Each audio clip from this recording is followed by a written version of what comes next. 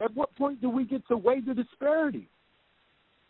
So they're talking about their right to be American and freedom and justice and their heritage. But the thing is, certain people get away with murder and certain people don't. And those of us that are on the ground, we see it every day in our cities. We see who gets targeted. We see who gets paid overtime to be out there targeting them. And what does our future hold? When we're the targets, what does our future hold? Because at a certain point, these same fools that want to come out here and insult everybody with their inflammatory language, what we understand is that the system doesn't even have their interest in mind. And they'll throw them under the bus. You know, we have people like Kyle Rittenhouse getting bailed out of jail. He can raise millions of dollars in a matter of weeks. You know, Mike, the cat that came out here, he got executed, and Trump was bragging about that shit on TV. They're aligning themselves with empire because they're relying on the faith in empire. Well, the empire is going to have my back. As long as I say the right things, I wear the right hat, and I wear the right color flag, I'm going to be on the side that I'm going to be able to get away with murder. And that's what it comes down to, man. You know it. What did being radical mean for you then, and what does being radical mean for you now? Well, when I was a teenager, I didn't understand what being radical meant. I was just doing what felt right. But somewhere in my development, there were some mentors who taught me that being radical meant that you look for the root cause of the conditions that you exist in. So when we look at the root word of what the term radical means, we have to consider that when we want to eradicate something from our existence, we have to go to the root. That's what radical means. It means going to the root. And so if I was to look at the root causes of racism and systems of oppression that have impacted me and so many others, then just the very nature of me looking for the root cause makes me a radical. Coming from being a street fighter that believed that I had to fight violence with violence, and asking the question about, what do I have to lose and what's at stake, and how can I impact the situation in a way that has a better outcome. That's where arts have been central for me. This is part 1 of our series Left versus Right on the Unblocked podcast. Mike Crenshaw is an original founder of both the Baldies anti-racist skinhead gang of Minneapolis in the late 80s and the Anti-Racist Action Network. ARA was a framework precursor to the activism of modern-day Antifa. In the 90s, Crenshaw moved from Minneapolis to Portland and has remained active as a cultural activist and MC. This is his intro from a TEDx talk. I want to talk a little bit about what I know and how questions are actually the root of the truth that I'm seeking. What I know is I was born and raised for the first part of my life on the south side of Chicago.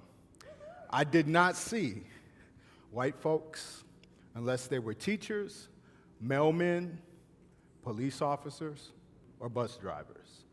My family was poor. We struggled economically. So I moved 8 times between the time I was born and the time I was 2. This cycle continued. I went from being in an all-black environment to being one of the only black kids in class in the schools. And this went on and on. By the time I was in junior high, I didn't really fit in. And I was tired of being a new kid and always trying to reestablish my identity. So the only folks that I fit in with were the other people that didn't fit in. In the 80s, there was an explosion of white supremacists organizing in Minneapolis. My friends, we're a multiracial group of working class youth. We decided to organize ourselves and respond. I fought Klansmen in the street. We organized locally. It was a violent struggle. We organized regionally. We organized nationally. It was the beginning of what came to be known as anti-racist action. We formed a network with anti-fascist youth globally. It was youth-led, youth-organized, youth-directed.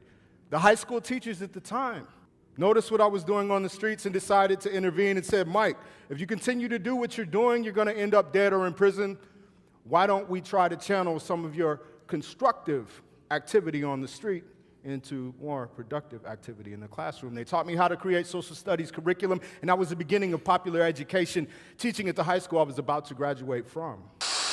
Do you think that much has changed in that regard as far as what you see with modern day anti-fascist politics? How is it different now than it was then? And I'm gonna be honest with you, man. What's different is the work that we put in between the time I was born and right now.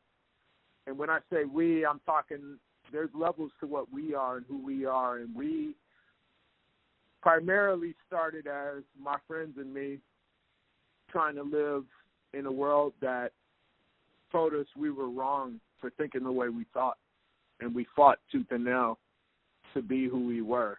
And I think what's happened between, the early 70s when I was a young child into being a 50-year-old adult in American society is just the current iteration in my lifetime of what American society has always struggled with, which is the larger questions of what is American society, how central is racism and white supremacy to American society, and where do you stand in that milieu?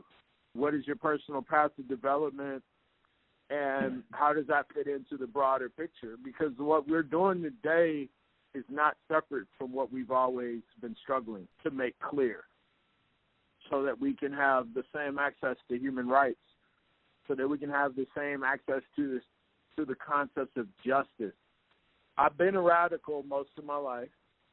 There was a time in my teenage years where it became clear that part of my radical orientation was to actually behave in a way that confronted the way the root causes of what impacts my life show up in my community. So I've been doing that since I was a teenager. So if there are people in my neighborhood, in the community I hang out in, that are aligning themselves with the Ku Klux Klan, different racial terror organizations, whether it was White Aryan Resistance, the Hammerskins, American Front, or, the American Nazi Party, it became very clear that these people who aligned themselves with those efforts were opposed to my survival. And so I started to organize my survival around my relationships in a way that was very clear about who the enemy was. Going back that, 33 some odd years ago compared to now, I've heard a lot of people say that there was an existential threat. It meant the buses you were getting on, the clubs you were going to. Do you see the last 33 years as victories? We've made progress in some respect, that it's not cool to be a neo-Nazi in 2020? In terms of progress is only measured in relationship to what your values, what your goals and aspirations are. I can say right now, being a 50-year-old man that's still able-bodied, I've made progress. And I could look at me and my friends and my family and our extended social networks and familiar networks in terms of providing for our families and improving our standard of living and allowing access to the people that come behind us, our children and further generations, to have access to a good life. We've definitely made progress, right? We have some generational wealth we can pass down so that hopefully our children and the people that come behind them, our grandchildren and so on, can have something that our ancestors didn't have. However, what I'm also able to see is that the same things that we struggled against, they've also gained ground, in the sense that there are still aspects of our existence that are a life and death struggle for reasons that have nothing to do with our skills, with our intelligence, with our values, but have everything to do with points of view and ways of thinking that want to take from us our human right to exist in peace. And in regard to that, we're still in the same struggle that we've been in. Black people have never had control over the economy. So violence and terrorism, with its counterparts of administrative and executive function, which is where the laws come from, which will enable white people to get away with murder, have always imposed a reality on black existence that we have not changed to this day, which gives rise to not only the civil rights struggle and the black liberation struggle, but to Black Lives Matter. So today we're still fighting for the same things we fought for, which is to have our right to liberation and self-determination over our existence in a society that historically has only sought to subjugate us and to control us through violence. What are the most important next steps, especially in regards to economic justice? I think people are awake. People have been listening, but unsure of what the most important next steps are. What, in your mind, would those be? There's got to be a reckoning. And that's what we're in right now.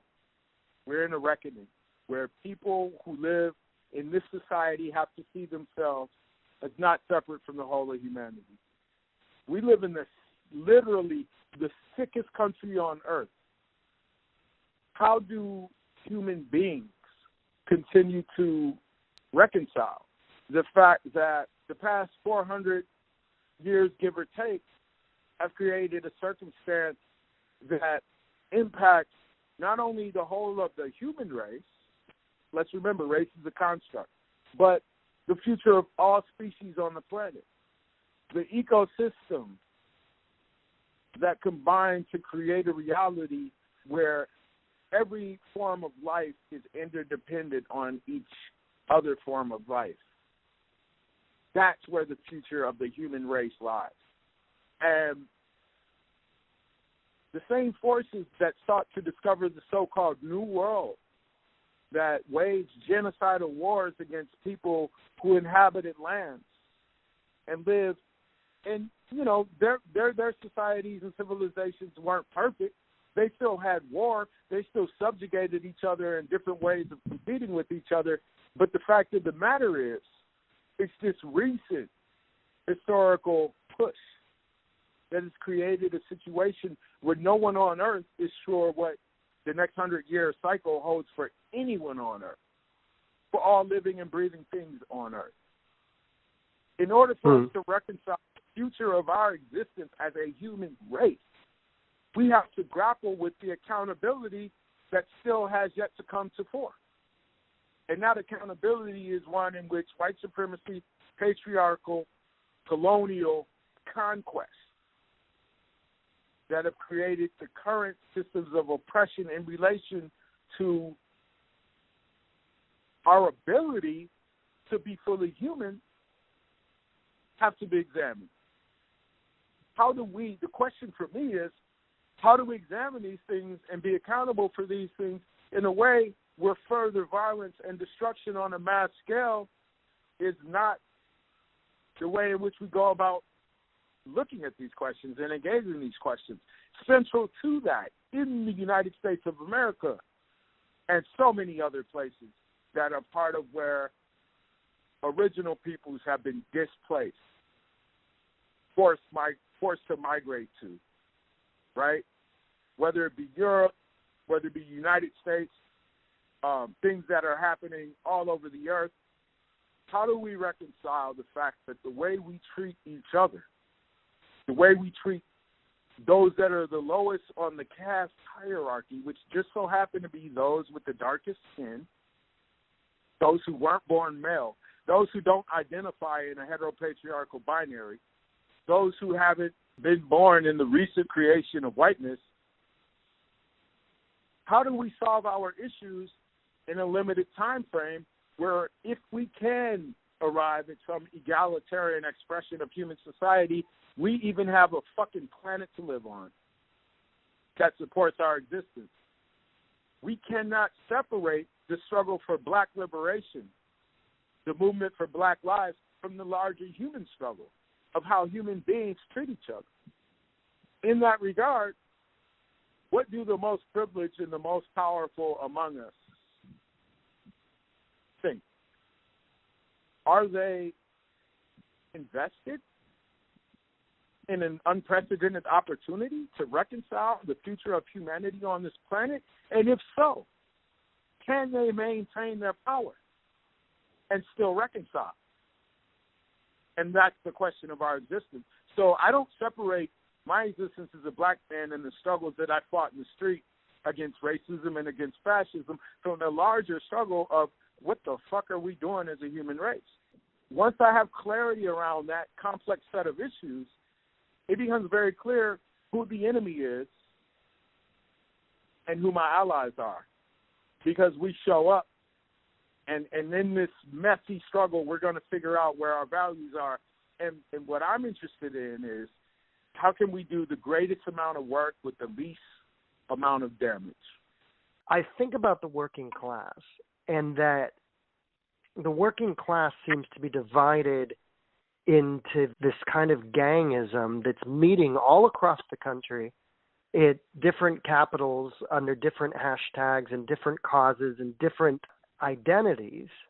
But are there opportunities for the working class to come together across racial lines to deal with these exact larger questions that you propose? In the microcosm of my personal struggle and my personal lifetime, the relationships that I've had, the alliances that I've been able to create, that I've co-created with others with similar values, some of whom aren't here today, some of whose lives were lost. You know, I have to understand that there's been a self-interest that orients me to the larger struggle. This self-interest that is a reflection of my own survival, my own aspirations, my own dreams to live a peaceful existence, and to understand that I should have access to basic human rights, and that if I have access to basic human rights of food, clothes, shelter, education, health care, a peaceful existence, land, clean, potable drinking water, power and electricity, if I have an access to those things, I understand that my ability to live a peaceful existence exceeds those who are sleeping on the street, those who are never going to get out of prison, and those who've never had access to those choices. And as long as I'm in the minority of people who have of humanity who have access to those choices, there's always going to be existential conflict that threatens to end everybody's access to the same things that I enjoy. So the question becomes a question of, is there a way to coexist as a human race with the rest of the species that we share the planet with all of our intelligence and our intellect and our ingenuity and industry and foresight and visionary capacity? Is there a way for us to develop a system that allows for all of us to bring our differences and our diversity to it, that still honors the highest vision of what we can all achieve? Because up to this point, the self-interest has caused us to be in adversarial relationships with each other, to where one group of workers, one ethnicity, one gender identity is always looking at the other like, well, in order for me to have what I have, they can't have it.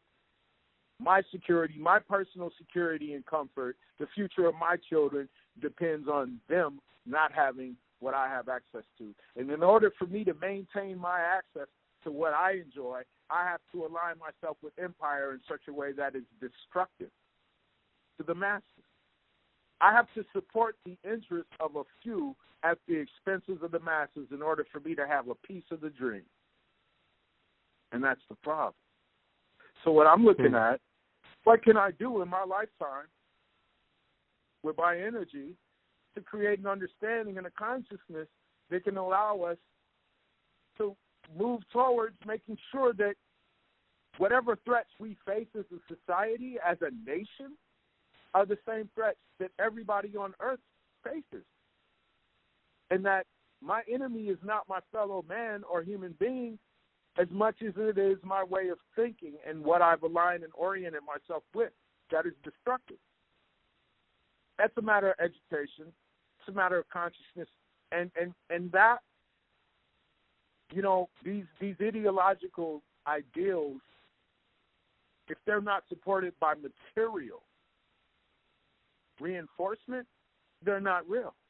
And when I look at a kid in the hood who's more liable to pick up a gun and protect their own personal economic self-interest at the expense of those around him, the reason they're doing that is because the higher aspirations aren't being supported by the material reality. And if the only way you support your material reality is through your willingness to commit to violence, to be part of the winning team, then there is no future. So the question again is, and there's a bunch of questions. I don't have the answers. Any answer I can arrive at brings me to more focused questions.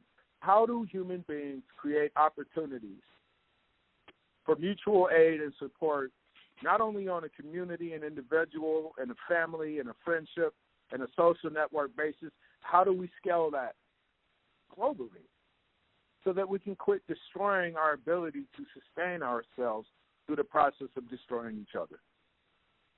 I think a lot about equality of opportunity, and when I was in Ferguson just this summer, I stopped through and walked around and talked to some people, and what it reminded me of so clearly is that opportunity has been squandered. When you go into businesses, in inner city after inner city across the country, the businesses are not operated and owned by the people who live in the community.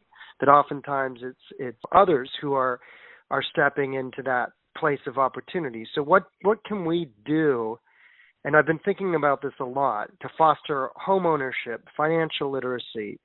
Now, these are all capitalist ideas, which I think puts me at odds in some respect to some of the most radical parts of the social justice movement, because I'm expressing opportunity in terms of, well, what does it mean if down payments are subsidized for home ownership and we can get people to own their own homes and as well participate in community along with pride and ownership? I'm curious what you think about a capitalistic approach like I just articulated. You know, Jeremy, it's a very complex, but it's a very necessary question to ask, because while I sit here and talk to you about my analysis, I'm able to see that I'm sitting in a home that I own. I'm sitting in a place where even though the relative real wage based on the cost of living in terms of the relationship between the cost of living to what I take home to actually finance my standard of living has been disproportionate in terms of favoring the super wealthy.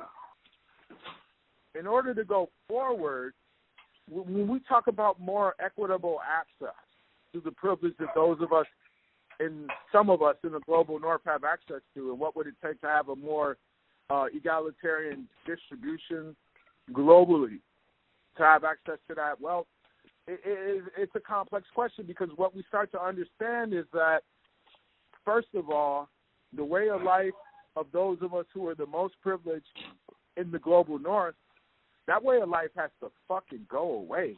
It cannot be sustained. What is it that we struggle for and gained in these systems that's worth keeping, that could be more accessible to everybody outside of these centers, which are historically tied to colonialism, settler colonialism, and imperialism and capitalism and all these destructive, extractive systems? Do we have time to figure it out and still breathe clean air and still drink clean water? I don't know. I do not know. And is it worth, what is worth sustaining? How, in order for us to sustain our access to our relative privilege, is it even possible to continue to exist for how many decades? If we change, if we were to change our global system of orientation to privilege and access to resources and comfort. Is there a way to change that without a more thorough relationship to top-to-bottom warfare that surpasses anything we have experienced with as a human race? I do not know, but here's the thing. What I do know is people who haven't had access to the wealth and the comfort and the privilege that those of us in the global north have, you cannot go into a community that hasn't had access to that as a nonprofit, as an NGO, as somebody that's got a good heart, and tell them that they don't deserve access to that. When they've watched people fight and die for generations to have access to it and still do not have access to it. Sorry, when you say the global north, what do you refer to as being that? I'm really talking about the financial sectors in Europe and the United States in the so-called West, but also in parts of Asia, where the engines that allow us to have access to the profits that provide the lifestyles of comfort that we live in the global north, in parts of Asia, in the United States. What is it about our lifestyles that is worth fighting for and maintaining?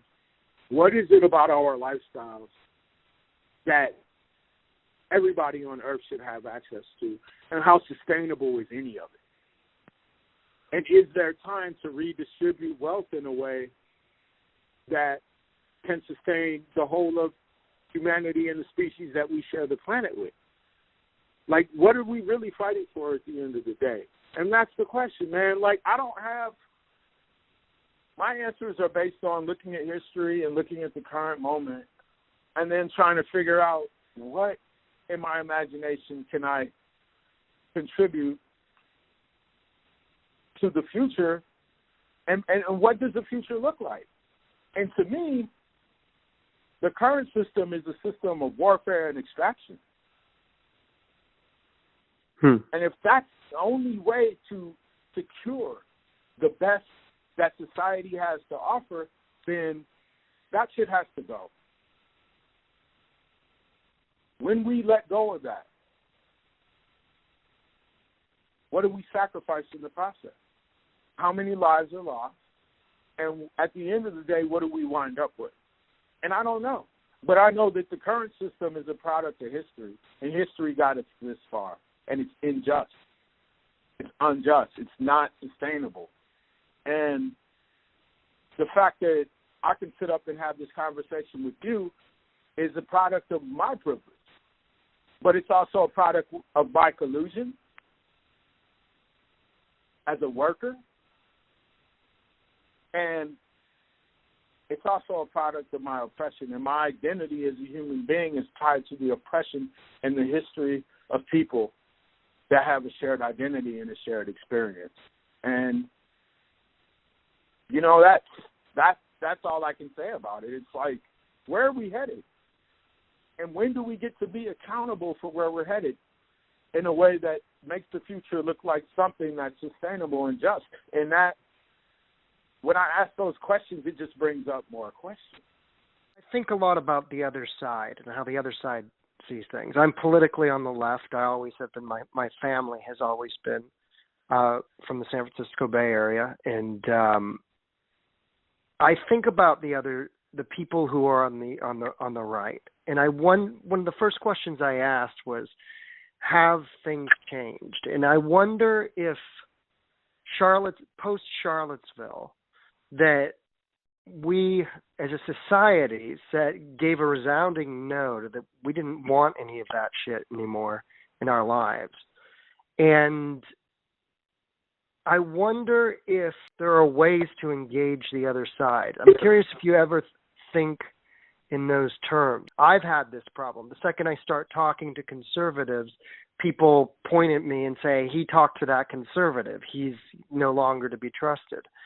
And I don't know that we can really move forward unless we do engage with the other side. And I'm curious if it crosses your mind or how you feel about that.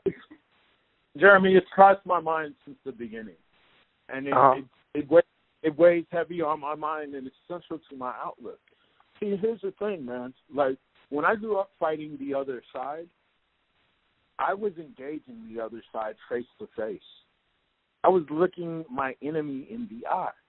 My enemy wasn't the enemy because I decided they were the enemy.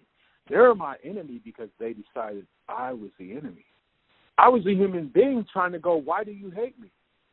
Why do you want to destroy me? Because as a child, seeing images of the Klan burning crosses and seeing images of black people being lynched, I didn't understand why they wanted to kill me. So, strategically, intellectually, and spiritually, I'm coming from a more holistic orientation than them because they never considered my humanity. In order for me to understand why my humanity was at stake, I had to consider their humanity because I had to understand why.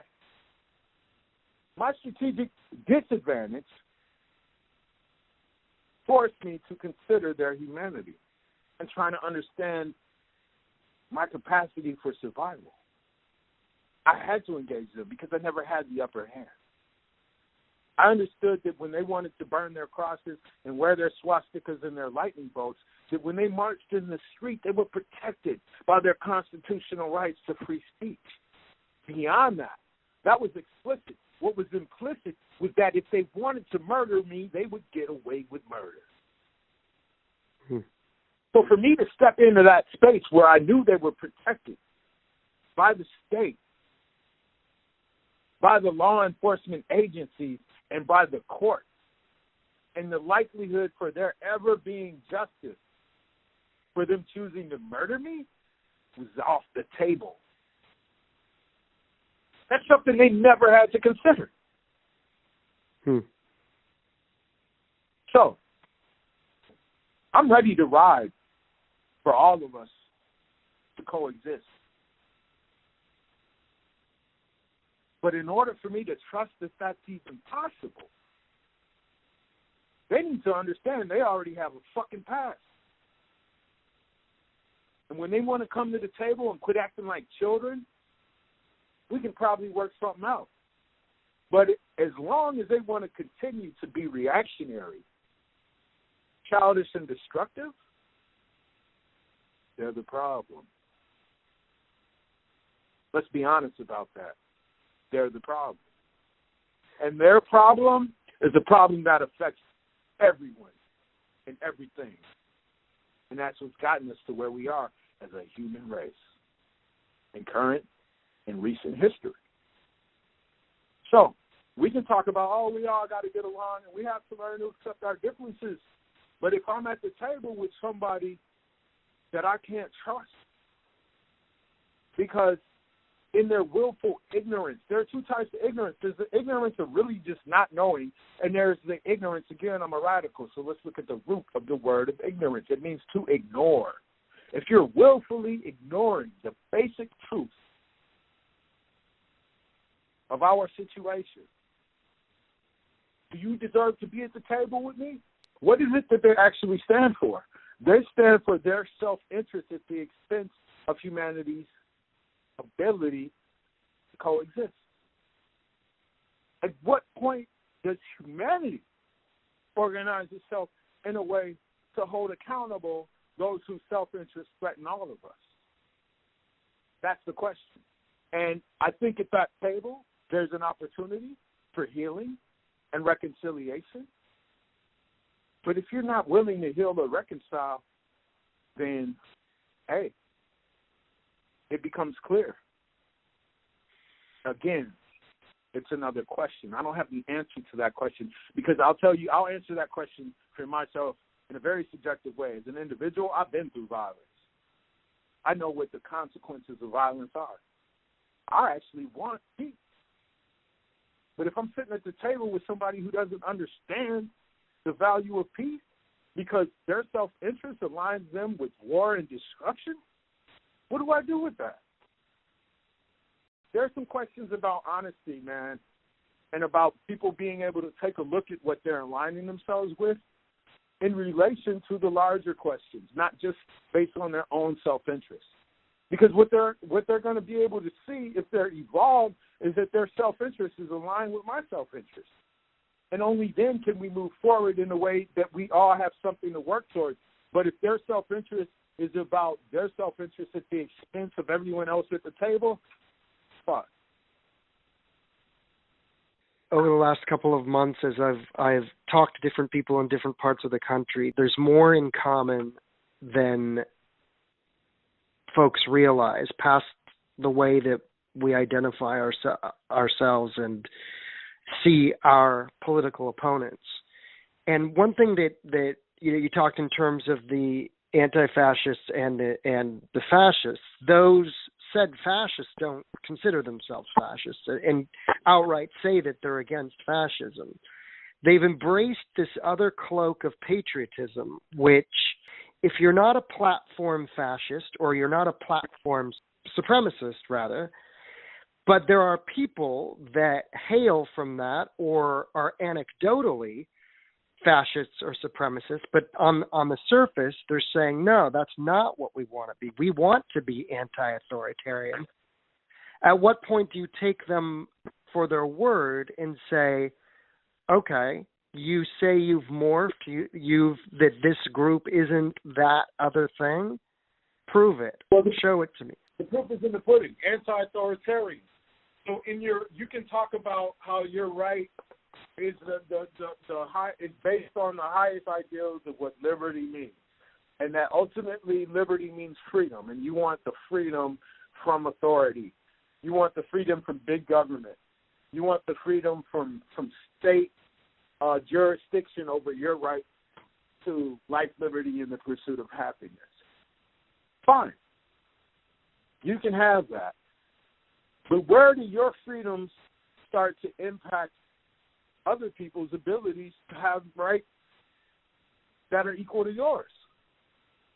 And if you're unable to entertain the fact that your rights and your privileges have been maintained through violence, and then when confronted with that reality and that truth, are you able to back away from your hypocrisy and extend to work, to labor, to extend the equal access to rights and privilege to others who don't look like you, who don't agree with certain things that you think?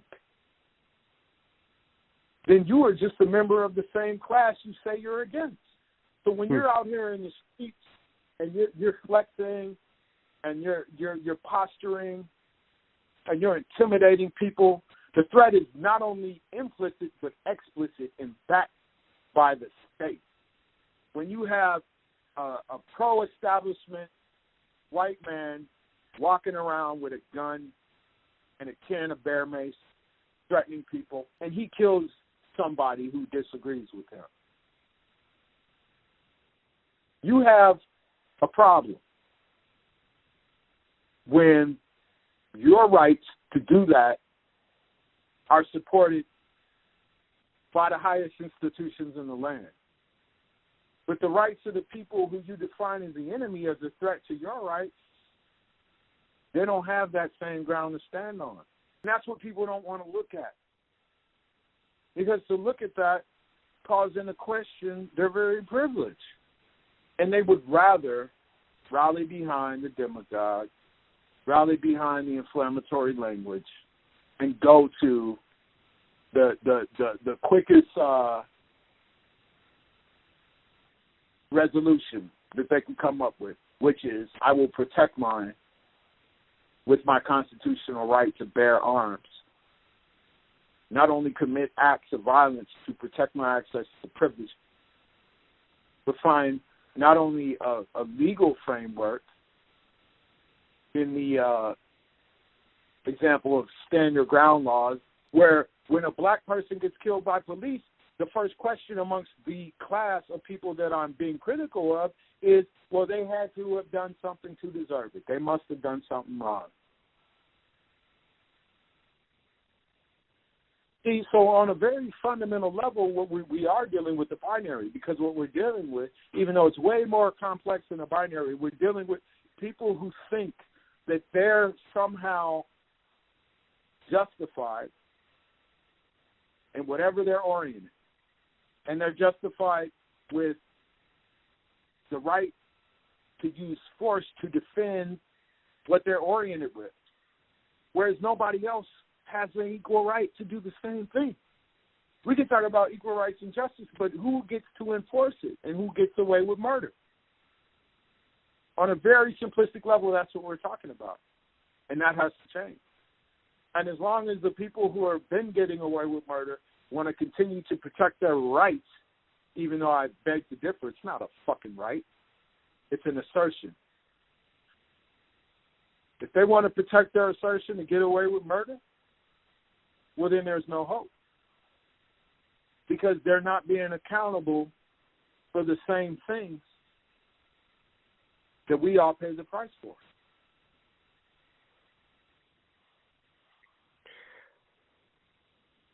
How, in your mind, what inspires you as an activist? Because there are different ways that you can show one can show their activism. What do you look at and say, hey, we need more of that right now? We need more of these young people getting in these streets and realizing that they're part of the historical continuum, and that their lives and their freedom and their justice is tied to the lives and the freedom and justice of all the people who fought and sacrificed before us. That's going to continue, and I'm happy to see that. I'm happy to see these people who are half my age and more than half my age out here in these streets. You know, and we need to see not only people of color out here in these streets, not only trans people of color and non-binary identified people of color and young women of color taking leadership, but we need to see more white people in the white communities and the communities that have had access to, you know, transgenerational, multi-generational privilege. We need to see them starting to understand that this isn't just about America and their right to have an education and a house and access to health care and a job and an income, but this is about humanity. And ultimately, it's about life on the planet Earth. And they're going to have to get in the way. They're going to have to continue to be mobilized. And what happened in Portland this summer when the feds came and Trump was threatening Portland and other so-called democratic cities with federal imposition to get law and order, that's a result and a product of more people than just us who are the most marginalized in this country starting to understand and realize that we all got to get in the way. And that if it's going to change, it's going to take all of us. And we don't have a certain future, but we want a better future. And it's uncertain that if we're going to get there, whether we're all going to be able to make it in a way that it even lasts. But we got to work for it the same way that people like Harriet Tubman and Fred Hampton and Assata Shakur, you know, we got to be able to work for it with that same degree of certainty. Because those people, man, they didn't know the odds were stacked against them. And they laid their lives on the line for the betterment of the people around them. And I believe that there's a dynamic opportunity in terms of this pandemic that's forced everybody on Earth in an unprecedented way to realize that the systems that brought us to this place are no longer sustainable. And we have in this moment an opportunity to walk away from what we don't need. We have an opportunity to recognize that the systems that got us here need us more than we need them. And the future is a wide open question. But we got to be able to be accountable for our role. You know, and if you want to imagine yourself as the defender of human rights and peace and justice and liberty, but you're willing to kill somebody to prevent them from having access to the same things, you're a problem. So in the days and the years and the weeks and the months ahead, let's figure out how to deal with the problem that's inside of us so that we can all show up in a way that's not going to be shitty. You know, because if we're all going to be out here killing each other for our beliefs, but none of our beliefs actually have anything to do with supporting others that are just like us, that breathe oxygen, that have hearts that pump blood. If you don't have a right to exist and have access to the same things I do, but I feel like I should be able to get away with murder when it comes to me protecting my right to have access to it and preventing you from having access to it, what am I? You know, I have to tell my kid, man, we watch the news and stuff. You know, I came up fighting in the streets, but I don't want her to have to do it. I take her to demonstrations sometimes, and she's like, Dad, I don't want to go, because she's traumatized by it, because I'm a black man, and she doesn't want me to get murdered by the police in public and have to live with the legacy of that. And so I'm trying to grapple with that reality, and I'm asking myself, what world is it that my kid has to even ask those questions? Do these fools that want to show up and talk about abducting a governor, fools that want to live-action role play with AR-15s and go out here and intimidate people for their right to propagate white supremacy, do they have to think about that in the same way I have to? If you ask them, they would think that they did. But they don't. And it's what they're representing that's preventing my kids from having peace of mind. You know, I don't even want to do to them what they want to do to me.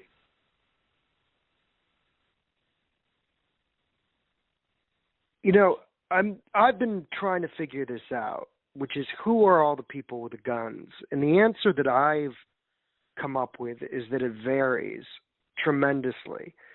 Regionally, I was just in Atlanta. There were more guns on the Antifa side than there were on the Stop the Steal, Make America Great side. You know, you talked about the Gretchen Whitmer kidnapping plot. Brandon Caserta, who was at the head of it, had heavy metal flag behind him and also an anarchist flag. So some of the other guys were Trump MAGA. There seems to be, with the younger generation, it doesn't seem to be as cut and dry from what I can see, because when you're on Twitter and you're in this ecosystem of Twitter where ideas and identifications are being exchanged and ridiculed, and at the same time they're being co-opted, there's a lot more fluidity in identity and political identity than I expected. And I wonder if there's a way to sort of see past our preconceptions sometime and try to get at, as you said, at the root of what people are looking for, and what young people, obviously they want to see a future. They want to participate. They want equality. I keep asking myself, how far away are we and how far have we come? Even in the last year, how far have we come? I was in San Francisco on October the 17th, and some guy, I think he was from the Pacific Northwest, he was a black conservative who was aligned with the Proud Boys, and he tried to throw a free speech rallies, but they only had like 12 to 15 people. And there were well over 2,000 that Berkeley Antifa organized, and he had his teeth knocked out before the event started. This is the conservative black fellow who organized the whole thing. And then they had bottles thrown out at them, and then the crowd went all the way around the block and tracked down a guy who had a MAGA flag, and then they beat him up and sent him away in a stretcher, you know, in an ambulance. And that was unique in the sense that it wasn't even a fight on the other side of it. It was 2,000 Antifa-aligned folks saying, no, we're not going to allow this. And that was kind of the credo from back in the late 80s, which was, don't give them the space to organize, right? Don't give them the street. But if you apply that to normies with red hats, how does that compute? So here's the thing, Jeremy. You got to be able to put the disparities into perspective. And the disparities are based on systems that have wholesale killed millions of people and that still shoot unarmed people in their back day to day that are protected by state interests. And the interesting thing that we saw emerge in the recent fray was we saw people who wanted to identify and align themselves with MAGA, right, And some of those, most of them were white, by and large, 99.9%, and some of them were people of color. And what we had to see in that was that there were times where the so-called Antifa side would show up and outnumber them and kick their asses. And so then if we just focus on that part, on a small group of people that maybe had a black spokesman carrying a flag, getting their teeth knocked out, we go, well, that's not fair. Is that what Antifa wants? But you got to remember that the reason there are 2,000 people in the street is because they're tired of unarmed people, individuals getting murdered by the state as part of a system that has murdered millions of people for hundreds of years of existence. That's what people are mobilizing and taking a stand for. It's not about the one guy and his 12 friends with MAGA hats on getting beat up. It's about every day in some city in this country, somebody's getting murdered, somebody's getting lynched. And there's no, every time I read about a lynching of a person of color, be they a cis-born black man or a trans black woman, it's ruled as a suicide in a 2-paragraph or less statement by the local media, and it's never investigated. Think about how many families are impacted by that. Not just currently, but historically. Think about the impact that has on whole communities and generations of people where we understand that the people who just want to march and hold a flag are representing the side that gets away with murder wholesale. And even though we have class interests, we can go, well, they're working class people like us. They just want their kids to live in safe neighborhoods. They're aligning themselves with the system that has no accountability for mass genocidal murder for generations. So we need to take that into consideration. We need to take into consideration the fact that when the police show up and they get paid overtime to shoot people in the nuts and damage their reproductive capacity with projectiles, or break their orbital bones, or put them in the comas, or people can drive into crowds of innocent people and run somebody down and not ever face criminal charges. That's what people are standing up for. And as long as we're all individuals thinking it's just about our individual rights, we never gain headway. We never gain ground. I'm glad that there are 2,000 people that are going to show up against 12 people that represent the state interests.